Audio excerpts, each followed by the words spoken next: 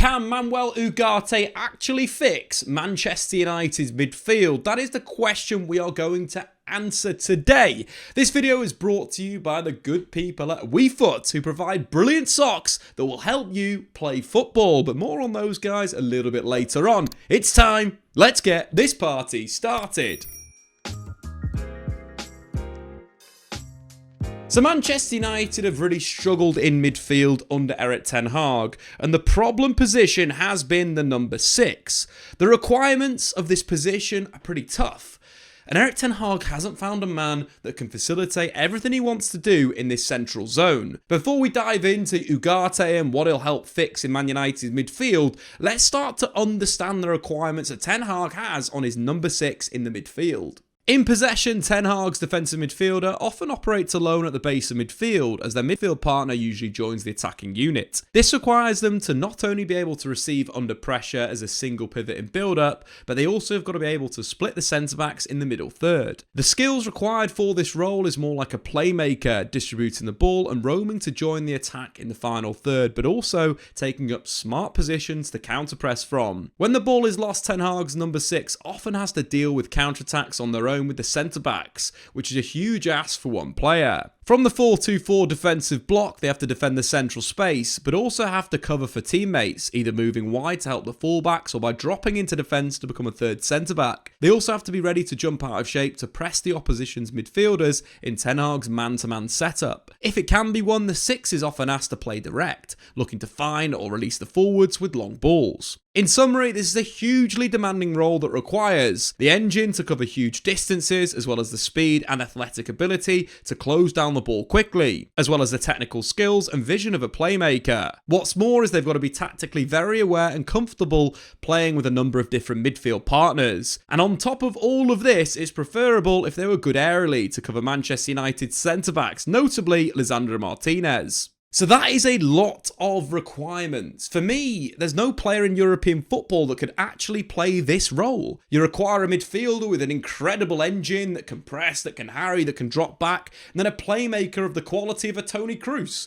This player just doesn't exist. And maybe for Erik ten Hag, it's moving to maybe 2 players that can facilitate these roles and playing a double pivot. But in terms of what Man United have done under Erik ten Hag, of course, Casemiro has played the most minutes in that defensive midfield position. From a tactical perspective, what can he facilitate? What can he do? I think Casemiro's decent when dropping between the centre-backs and getting on the ball. I think he excels with the game ahead of him, allowing him to play forward, allowing the fullbacks to either drop inside or overlap in the final third. In terms of the build-up, I think Casemiro struggles a little bit. I don't think he's a player that's really good at receiving with his back to goal or receiving and then the opposition instantly, putting pressure on him for a number of angles.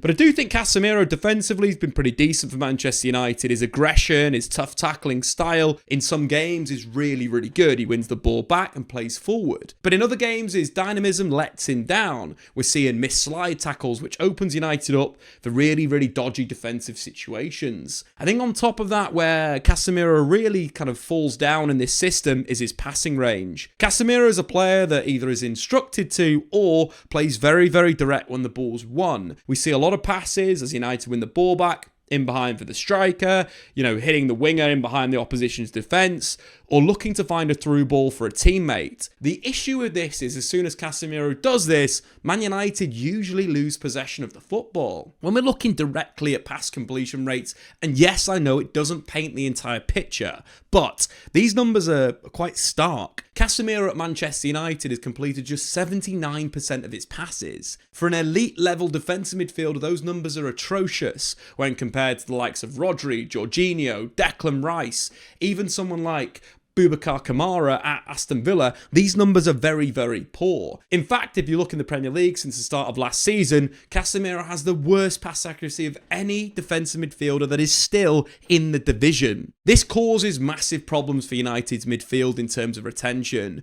We mentioned the long passing before, and for me that is a bit of a problem. And when looking at the numbers, it paints a very interesting picture. Casemiro versus his time at Real Madrid, in fact, is actually playing fewer long balls per 90, but he's playing far less switches of play, which is a big strength of a central midfielder to have, to switch the ball to the other side. This is a big problem in terms of what Casemiro's doing. Instead of switching the football like he did at Real Madrid, what you're constantly seeing is him playing forward and direct. Of course, Erik ten Hag may take some blame for this. This may be an instruction, but it's really killing Manchester United. And this all came to a crescendo against Liverpool. Casemiro completed just 70% of his passes. He won 2 of his 5 ground duels, was dribbled past twice, lost the ball 14 times, and made 2 errors leading to goals. Casemiro's time as the first choice defensive midfielder under Erik ten Hag has probably come to the end, which means Ugarte is going to be the guy going forward. Stylistically, Ugarte fits this system much better than Casemiro. Ugarte is a player that wins the ball back. He is a defensive monster. In terms of tackles plus interceptions over the last 3 seasons at Sporting and PSG, he's averaging over 6 per game compared to Casemiro's 4.5. So you're already winning the ball back more. And in fact, if we dive a little bit deeper into those defensive statistics, in terms of defensive duels per 90, Ugarte is the only player in Europe's top 5 leagues that's making over 12, but also retaining the ball 90% of the time. And that for me is a crucial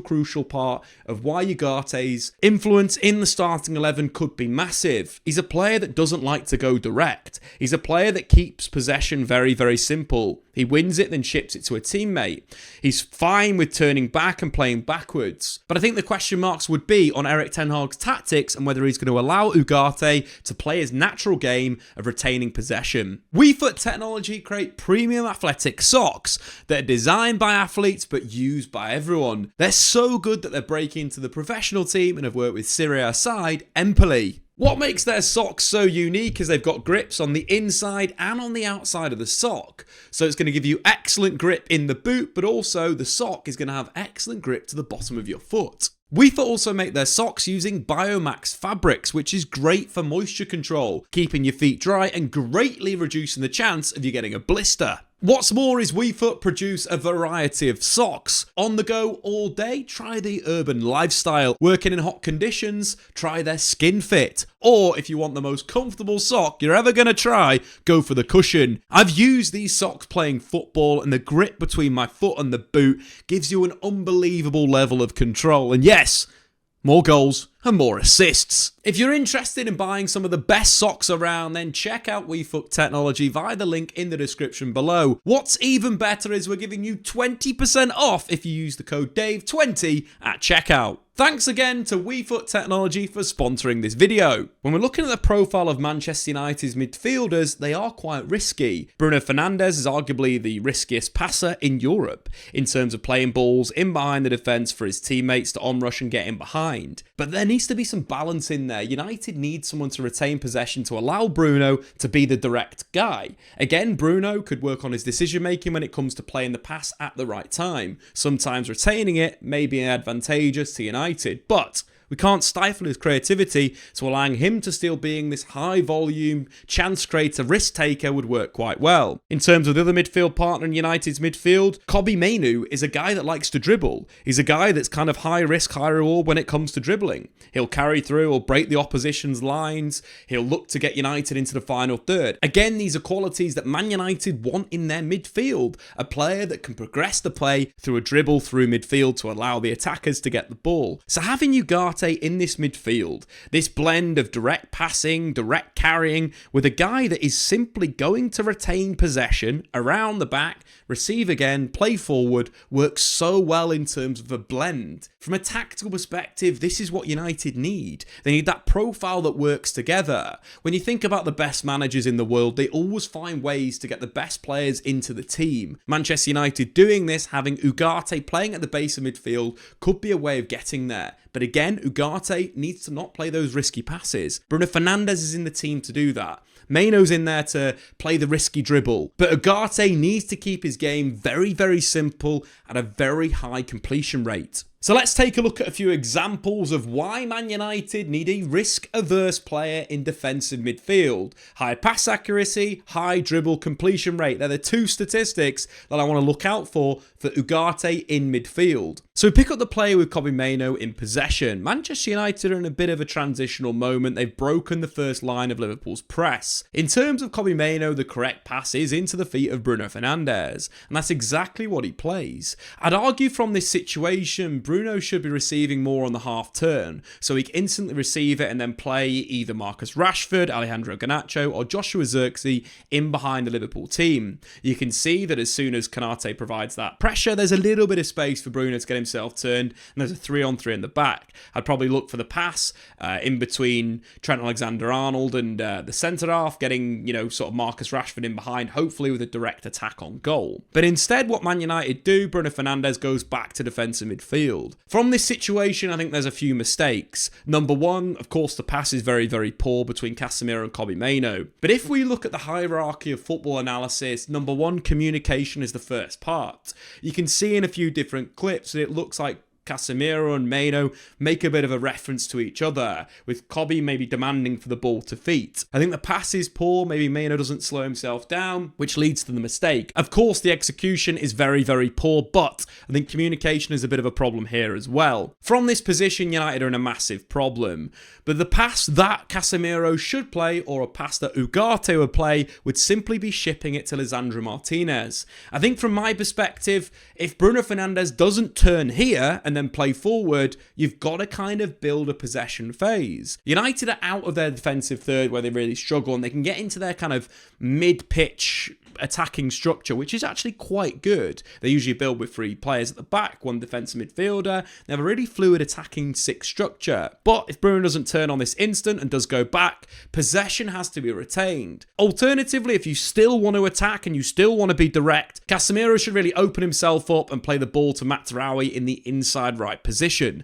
That's the correct pass. That means Liverpool's shape is already sucked into the United's left-hand side. You've got space to attack. But for me here, the pass to Lisandro Martinez is the correct option, and that's exactly what Ugarte would play in this moment. He's a player that makes the correct call and is safe in these instances. So, of course, Liverpool break from this situation. It's a 5-on-3, and United are very, very poor in terms of getting back. I worry from this position. This looks like United from last season. Pre-season and in the first 2 games, United were defending as a unit. They'd lose the ball and there'd be real hunger from the wide players, especially to get back into positions. This is a shape that gives me nightmares. This reminds me of last season, which is really, really scary. Of course, United are massively overloaded on the back post, and Luis Diaz gives Liverpool the 1-0 lead. But moving to the second example, again, another moment where a high percentage pass is the correct option to simply allow United to retain possession in dangerous areas. So, we pick up this position with Kobbie Mainoo making a tackle and Garnacho recycling the ball to Mazraoui. Well, as soon as Mazraoui opens himself up, Casemiro's in a position to receive, but you can see Matthijs de Ligt getting into a good possession position. He's dropping deep, he's giving the build-up depth. So, from this position, what you could expect when pressure's coming from someone like a Ugarte is simply bouncing the ball back to de Ligt to allow United to build once again. Casemiro from this situation though tries to turn. The pressure from Diaz is very, very good and Liverpool steal the ball. Again, you've got yourself into a real bad position by not making the simple correct decision to retain possession. It is not a bad thing to play that pass. To play it to de Ligt and either allow de Ligt to clear or to recycle the ball and get the ball out wide right. This is a big problem for Manchester United. It led to another situation where United were tracking back. They were trying to get back into a better defensive situation. Again, like, something I mentioned before, where the 2 wide players, this is like a back 6, what we saw, the back 4 plus the 2 defensive midfielders, time and time again for Manchester United is very poor. Obviously, Liverpool get that second goal. So I suppose when looking at Ugarte, he's a player that doesn't play those types of passes, and it's going to massively improve Man United in their defensive third. So we don't just waffle on this channel, we provide you with evidence. Here's Ugarte against Barcelona in the Champions League, and you can see exactly what I mean. Those high percentage passes, something United massively require in defensive midfield. And it's one way to start to fix the midfield chaos that we've seen under Erik ten Hag. So as we pick up the play, Hakimi receives into feet, instantly looks inside to Ugarte. For me, Ugarte isn't a player that takes a lot of touches on the ball. He simply receives and then moves it on. And you can see exactly what he's doing here, shifting the ball from the right-hand side through Hakimi to the left-hand side to allow PSG to get higher up the pitch. Imagine if we'd seen that for Manchester United against Liverpool. But moving forward to other examples, we've got another example this time in Ligue 1 against Marseille. Ugarte not only playing at defensive midfield, but dropping off into a lovely little area, lovely pocket of space. But this looks like a very similar moment to Luis Diaz putting pressure on Casemiro. And instead of Casemiro trying to dribble out, carry through the pressure, Ugarte's simply going to bounce it to the centre-back in space, instantly allowing PSG to move the ball forward. But let's move things on. Can Ugarte find that line-breaking pass from defensive midfield? Yes, he can. Here's another example against Marseille. This pass is brilliant. Not only is it the right timing, but the awareness to read the opposition, to try and jump, slipping that ball through to Hakimi, something that Mazraoui will frequently do with Ugarte in the side. And finally, let's look at an even better passage of play. Again, Ugarte at number 6 against Marseille. First dropping off the line, checking his shoulder where his teammates are, clipping a lovely ball over to the right fullback, and then attacking the space to receive again and playing a through ball. Very, very simple play. Ugarte doesn't overcomplicate his game, and I really hope that Erik ten Hag doesn't instruct Ugarte to play those stupid long passes we've seen Casemiro play for the last season and a half. He's a player that has a real high pass retention. Keep this type of player in the team. There was a player obviously that was signed in the Premier League in recent years. Boubacar Kamara had a similar profile. United could have got him on a free transfer. He's a player that I was crying out for. Has the ability to win the tackles, has the ability to play, but does things at a very high completion rate. And that's something that Ugarte will give Man United. So getting back into the tactics, is Ugarte the overall saviour for Manchester United's midfield? I would say no, because there's things that Ugarte needs to work on his game. I think if he's a sole, playmaker and distributor of the ball, but also solely responsible for progressing the play, Man United will struggle with him at the base of midfield. There needs to be the correct balance for the player. Again, he has his skills, he has his ability to win the ball back, which is probably at the top 1% of European football, but in terms of the possession play, there's work to be done. So he's a player that will come into the side that will require his teammates to help him. And I think here is where Erik ten Hag needs to understand Ugarte's game and be less stubborn with his tactics. What we don't want to see from Ugarte, as we mentioned before, is direct passing as soon as Man United have won the ball. We need United to win the ball back and Ugarte to retain possession. Ten Hag has been far too stubborn with being variable in terms of what United's strengths and weaknesses are. Making United a direct transitional team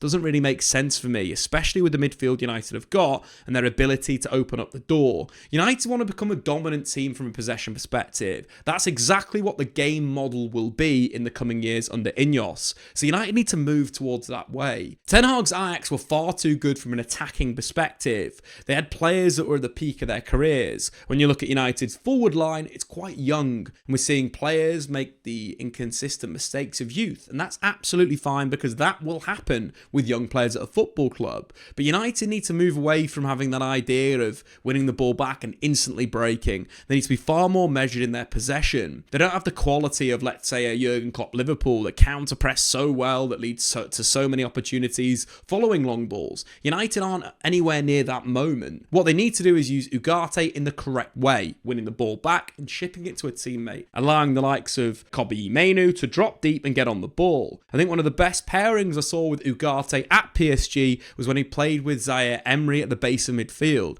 Zaire Emery would operate as the number 8, dropping deep into almost a Toni Kroos position, allowing the players around him to get further forward. Manchester United should definitely do that. They should definitely try and get a double pivot created by Ugarte and Kobbie Mainoo, or alternatively, pushing Kobbie a little bit higher up the pitch into an advanced area and having Bruno Fernandes dropping deep to get on the ball. This is definitely another solution for Manchester United. Bruno Fernandes' progression numbers are absolutely brilliant. In terms of progressive passes, only Rodri has made more in the Premier League since Bruno Fernandes joined Manchester United. So he has that ability to be paired with someone like Ugarte, who's going to simply win the ball back, shift the ball to him, and allow Bruno to progress. You got to remember when Bruno played central midfield under Erik ten Hag, his pass accuracy numbers were far better. He was far more mature on the ball in those deeper areas, and it allowed United to build, and I think right now could be a very good solution. Alternatively, let's think of other solutions.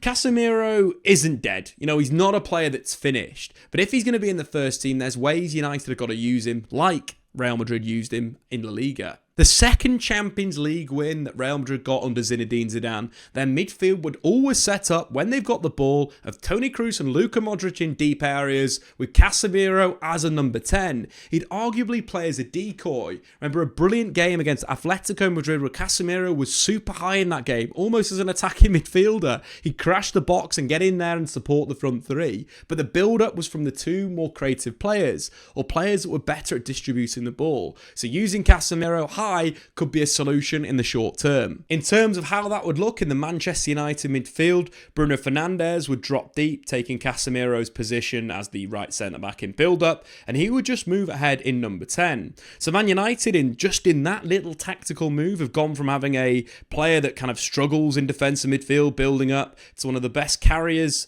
in the Premier League out of the back in Kobbie Mainoo, and one of the best progressors in terms of passing in Bruno Fernandes. That instantly improves Man United's team and allows Casemiro to be a box threat. Casemiro scored quite a few goals for Manchester United comparable to his Real Madrid career. Now having him higher up the pitch is the way that United need to use him. I'd also argue that United could use Ugarte in a very similar way. You know, the big thing with this build-up, and you know, if the two players are deep in Kobbie Mainoo and Bruno Fernandes, is you've got a player instantly higher up the pitch that can counter press as soon as the ball is lost. Football is going into a really interesting phase, but having someone that's energetic in that attacking midfield position in build-up and then maybe dropping back to a deeper position when his team's lost the ball could be a really good solution to Manchester United. That would allow better build-up between Bruno Fernandes and Kobbie Mainoo, have a player that can counter press straight away, but also from a defensive perspective, dropping back into a defensive midfield position and allowing Bruno Fernandes to defend in a number 10 or striking position. I think in summary, Ugarte isn't the saviour. He doesn't instantly fix what Man United are doing, but he's a player that can start to get United moving towards the right way in terms of setup. I think his pass accuracies and ability to retain possession, plus win the ball back at a ridiculous level, will improve Man United's midfield. But if he's used as an option that has to play direct every single time Man United win the ball back, that is not a use of his skill set. So it's big for Erik ten Hag. Ten Hag needs to get it right. There's solutions we've given him. Playing two playmakers in Bruno Fernandes and Kobbie Mainoo deep in midfield in build-up. There could be either a little 8 sitting next to Ugarte so he can retain and give the ball similar to PSG. But I do think there's the start of something here with Ugarte in Man United midfield. I think it's going to be a great signing for United, but everything else around it needs to work as well. And that is down to Erik ten Hag and the coaching staff. But anyway, guys, make sure, of course, to check out WeFoot. Their socks are absolutely sick. I've used them myself, and actually I scored a hat-trick first five-a-side game. Great stats, Dave. But anyway, guys, we'll see you next time. Make sure, of course, you subscribe if you're new. Goodbye. Thanks for watching. If you've enjoyed this video, why not check out some more content on the Statman Dave YouTube channel.